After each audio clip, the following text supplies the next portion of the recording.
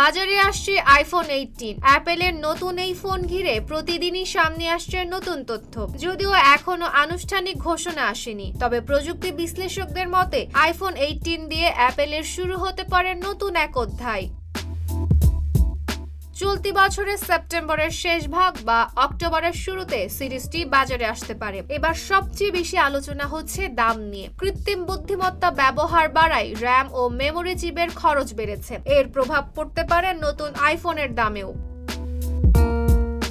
ধারণা করা হচ্ছে আইফোন 18 প্রো এর দাম হতে পারে $1299, যা আগের মডেলের চেয়ে প্রায় $200 বেশি। এবার আইফোন 18, 18 প্রো ও 18 প্রো ম্যাক্স বাজারে আসতে পারে। তবে সবচেয়ে বড় চমক হতে পারে অ্যাপেলের প্রথম ফোল্ডেবল আইফোন। RICL TMX, যুগের পর যুগ স্থাপনা থাকে মজবুত।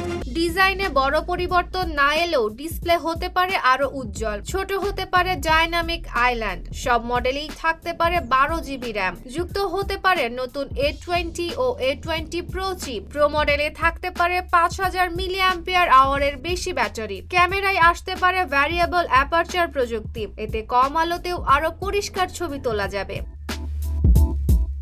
অন্যদিকে iOS 27 এ আসতে পারে আরো উন্নত এআই ভিত্তিক সিরি। তবে এসব তথ্য এখনো চূড়ান্ত নয়। অ্যাপেলের আনুষ্ঠানিক ঘোষণা না আসা পর্যন্ত অপেক্ষা করতেই হবে।